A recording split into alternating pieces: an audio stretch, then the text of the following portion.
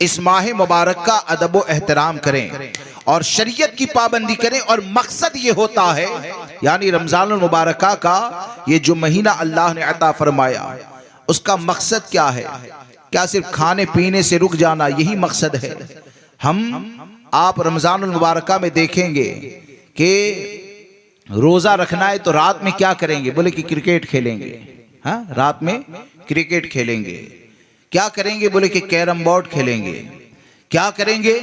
तो बोले कि रांदेर जाएंगे और सड़े हुए देवबंदियों के वहां जाकर तंदूरी खाएंगे, पार्टी रखी जाती है और न जाने क्या क्या किया जाता। ये हंसने वाली बात नहीं है, ये रोने का मकाम है कि वो रमजान मुबारक का महीना कि जिसमें इतनी ज्यादा फजीलतें हैं, इतनी ज्यादा बरकतें हैं कि इतने ज्यादा लापरवाह हो जाए कि सड़े हुए देवबंदी के वहां से चिकन को खरीदा जाए या समोसे खरीदे जाए या रोल खरीदा जाए या पराठे खरीदे जाए और उसको बाकायदा तौर पर माज़ल्लाह रब्बिल आलमीन मसाजिद में इफ्तारी के लिए भेजते हैं और भेजते हैं तो ये सोचते हैं कि ये पहुंचा दो मेरे बाप के इसाले सवाब के लिए, ये पहुंचा दो मेरे खानदान के इसाले सवाब के लिए, ये पहुंचा दो फला के इसाले सवाब के लिए। आपने कभी इस बात पर गौर किया कि एक मुसलमान रोजे की हालत में पानी पीने से रुक जाता है,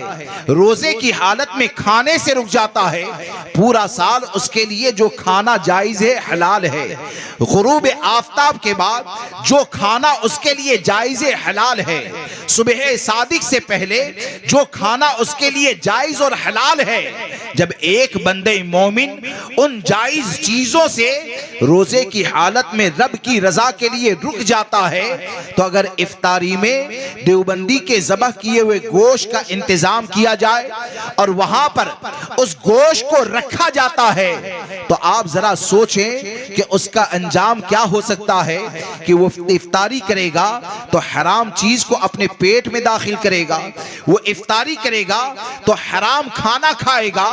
अब हराम खाना जब उसने खा लिया तो ये हराम खाने का माना क्या होगा कि वो माह मुबारक कि जिसमें एक फर्ज को अदा किया जाए, तो एक फर्ज को अदा करेंगे तो अल्लाह तबारक व ताला 70 फराइज के सवाब को अता फरमाता है।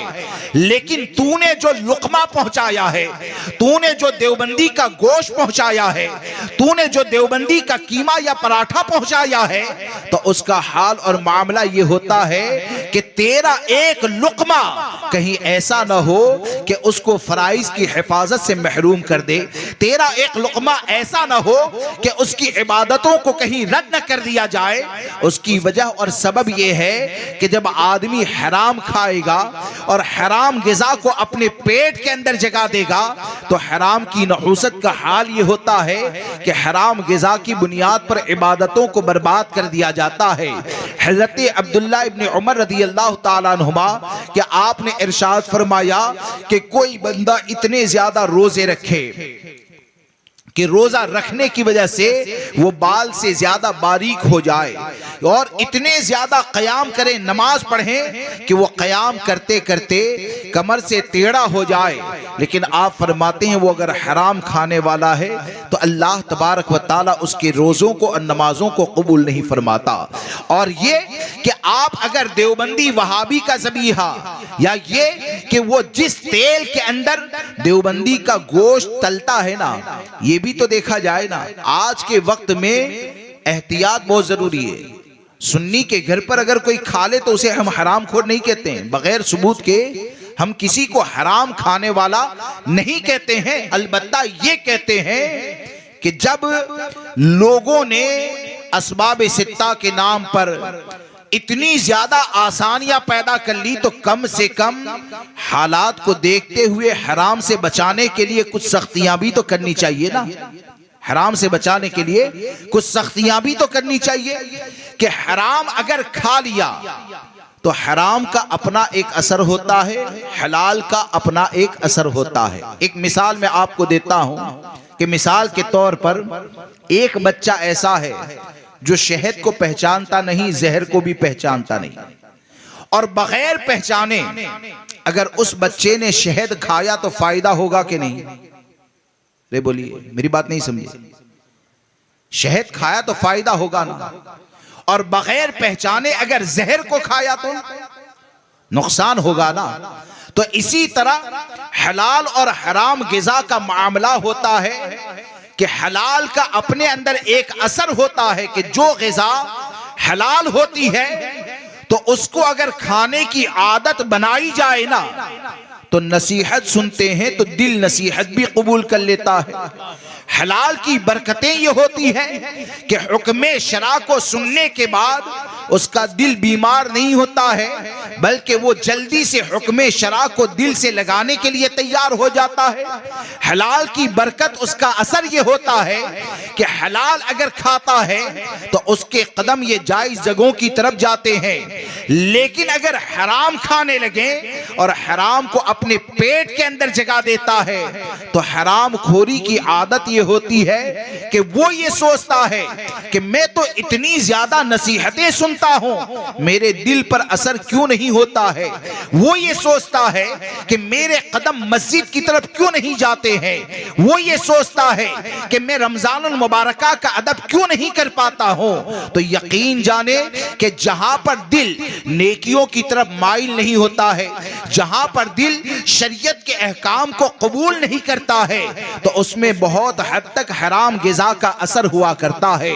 इसलिए हमको ये चाहिए कि इस बात को यकीन से जाने कि बकरे का गोश्त जो होता है ना, या बड़े का गोश्त हो या कोई भी गोश्त हो, आप अगर ये सोचते हैं कि इसके जरिए ताकत पैदा होती है, तो इस बात को याद रखकर चलना कि अगर देवबंदी के वहां से चाहे आप बकरा लाकर खाएं, चाहे आप मुर्गी लाकर खाएं, चाहे कीमा लाकर खाएं, या जिस कढ़ाई में देवबंदी का ज़बह किया हुआ गोश्त उसको तला जाता है, उसको बनाया जाता है, वहां पर जाकर आप आलू के भजिए लाकर खाएं, आप कुछ भी खाएंगे ना, तो ये ताकत देने वाली चीज नहीं है, बल्कि हराम गिज़ा ये आपके दिल को मुर्दा कर देगी। अगर उसकी जगह पर आपने हलाल कमाई में से सूखी रोटी के जरिए अगर इफ्तार की तो इंशाअल्लाह उससे तुम्हारे दिल में नूरानियत पैदा हो जाएगी। इसलिए रमजानुल मुबारका के कद्र में, और ये रमजानुल मुबारका ही की बात नहीं है, ये तो हमेशा के लिए हराम है। देवबंदी वहाबी का ज़बीहा ये तो हमेशा के लिए हराम है। जब अल्लाह की रजा के लिए आप रोजे की हालत में खाने पानी से रुक गए, जो मगरिब बाद जायज है, तो ये तो वो चीज है कि रोजे की हालत में खाओ, मगरिब से पहले खाओ, मगरिब के बाद खाओ, शाबान में खाओ, रजब में खाओ, जिंदगी में कभी भी खाओगे तो जब उसको हराम कर दिया गया है तो इस बात को याद रखकर चलें कि इफ्तारी का इंतजाम अगर हमको करना है ना, तो हमारे ऊपर वाजिब नहीं है कि गोश्त खिलाना ही पड़ेगा। हमारे ऊपर वाजिब नहीं है कि रोजाना आप गोश्त खाएंगे तभी अजर सवाब दिया जाएगा। हमारे ऊपर वाजिब यह है कि गोश्त खाएं, सब्जी खाएं, चावल खाएं, जो भी खाएं, हमारे ऊपर फर्ज यह है कि रिज़्क़े हलाल ही खाएं, रिज़्क़े हलाल ही खाएं। तो इन चीजों का लिहाज करें, इन चीजों का अदब व एहतराम करें। एक मरतबा दुरूद पाक पढ़ लीजिए, अल्लाहुम्मा सल्ली अलैहि।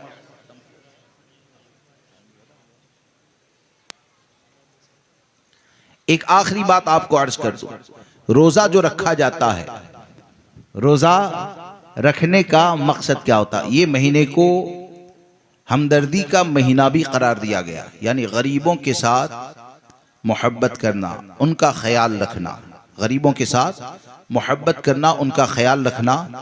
और इस बात को याद रखकर चलें कि हकीकत अगर देखने जाए तो बुजुर्गों ने ये फरमाया कि गरीब जो होता है ना, वो मालदार का डॉक्टर है। क्या है? गरीब जो होता है, नेक गरीब जो लोग होते हैं, तो बुजुर्गों ने फरमाया कि गरीब ये मालदारों के तबीब है। कैसे तबीब हैं?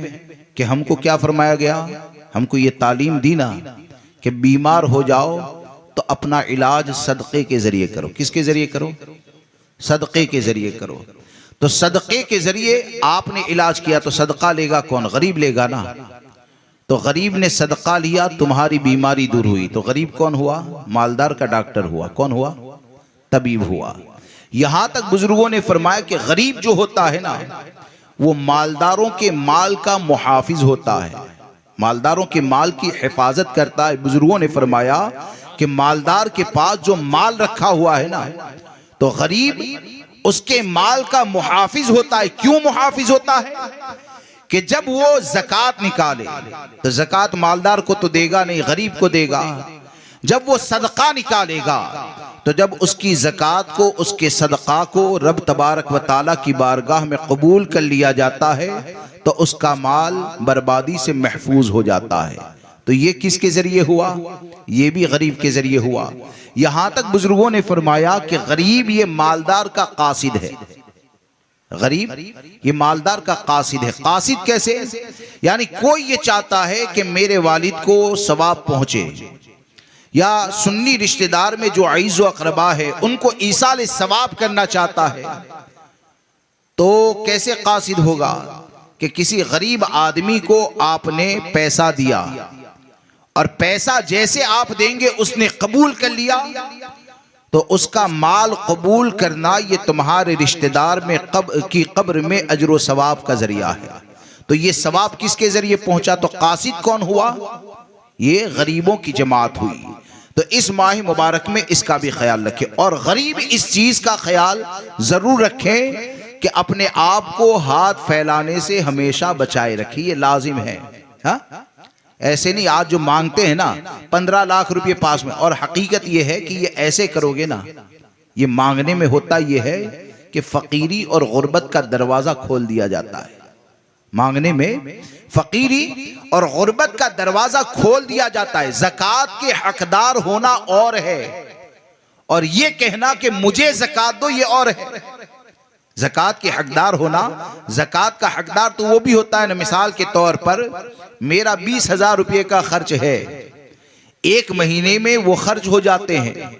अब एक महीने में खर्च हो जाते हैं ना, तो पहली तारीख आएगी तो जाहिर सी बात है एक महीने में खर्च हो जाएंगे, तो मैं मालदार नहीं हूं, मैं शरई फकीर हूं।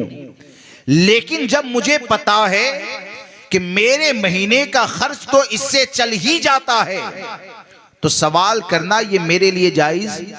अरे बोलिए। यानी आज लोगों ने ये समझ लिया कि जो भी ज़कात का हकदार है ना, तो उसको सवाल करना ये जायज हो जाता है। सवाल करना ज़कात के हकदार के लिए जायज नहीं है, उसके लिए जायज है कि जिसके पास कुछ भी ना हो, यानी खाने के लिए भी कुछ ना हो, भूखा रह जाएगा, तो उसके लिए ये सवाल करना जायज है। उसकी जगह पर चलन ये बना दिया कि 8 लाख रुपए पड़े हैं, ज़कात जरा दे देना ना। बोले कि मकान खरीदना है, तुम जरा दे दोगे ना तो मकान खरीद लेंगे। तो ये कौन सा तरीका है? ये भीख मांगने का तरीका है, ये न करें। यानी मालदार तो अपना हक अदा करें, और गरीब की जिम्मेदारी ये है कि ये सवाल करने से तो सहाबाए किराम इस हद तक परहेज करते थे ना, कि बहुत से सहाबा के बारे में ये आता था कि सरकार सल्लल्लाहु ताला अलैहि वसल्लम ने सवाल करने से इतनी सख्ती से सहाबाए किराम को रोका, और इस तौर पर तालीम अता फरमाई कि सहाबाए किराम अगर ऊंट या घोड़े के ऊपर सवारी भी करते और उनके हाथ से उनका कोड़ा गिर जाता ना, तो जैसे कि मैं जानवर के ऊपर सवार हूं, ऊंट के ऊपर सवार हूं, चाबुक मेरे हाथ से गिर गया, तो ये नीचे गिराना, तो सहाबाए किराम जैसे दूसरे लोग चलते हैं, अभी ये रुमाल गिर जाए, मैं कहूंगा मौलाना ये जरा दे दो ना, तो सहाबाए किराम अगर दूसरे लोग जमीन पर चलते होते ना, तो फिर भी उनको ये नहीं कहते कि मेरे चाबुक को उठाकर दे दो, इसको भी वो उसी में समझते थे कि ये सवाल करना है। यानी इतना ज्यादा एहतियात करते थे। तो हम अल्लाह तबारक व ताला की बारगाह में दुआ करें, सरकार गौसे पाक का सदका मांगे, लेकिन ये कि जहां तक हो सके, यानी आपको अगर सवाल करना है तो सवाल करने से पहले भी उलमा से पूछ लें कि आपके लिए सवाल करना ये जायज़ है या नाजायज़ व हराम है। और आखिर में चलते चलते एक बात ये कि हम कुछ भी कहें, कुछ भी बोलें, हमको सबसे पहले अपने इस्लाह की फिक्र करनी है। कोई अगर हसद के अंदर हमारे खिलाफ कुछ इल्जाम लगाने लगे, तो क्या उससे ये जायज तो नहीं हो जाता है कि हम ऐसी बातें कहें जो उनमें ना हो? ये जायज तो नहीं हो जाता है। कोई अगर मुखालिफत में, दुश्मनी में, हसद में अगर वो हलाकत के रास्ते की तरफ जाता है तो ये बेवकूफ़ी है कि उनके पीछे चलकर हम भी हलाकत के रास्ते की तरफ जाए। हमारे ऊपर लाजिम ये है कि हम चाहे किसी की तायीद करें, चाहे किसी की मुखालिफत करें, चाहे किसी के सपोर्ट में मैसेज बने, चाहे किसी के रद्द में मैसेज बने, हमारे दिल के अंदर सबूत शरई के साथ पूरा यकीन ये होना चाहिए कि ये रद्द करना भी हमारे लिए नजात का जरिया है, तायीद करना भी नजात का जरिया है। जब तक ये पता ना हो हम किसी की बगैर सबूत शरई के मुखालिफत करने से परहेज करें। और इस बात को याद रखकर चलें कि हम जो भी करते हैं अल्लाह तबारक व तआला जानता है। अल्लाह तबारक व तआला मुझे, आपको, सबको रमज़ान मुबारक की कदर करने की तौफीक अता फरमाए। बोलने में जाने अनजाने अगर मुझसे कोई गलती हो गई हो तो आप सबको गवाह बनाकर तौबा करता हूँ। अस्तगफिरुल्लाह रब्बी मिन कुल्लि ज़ंबि व अतूबु इलैहि, ला इलाहा इल्लल्लाह मुहम्मदुर रसूलुल्लाह।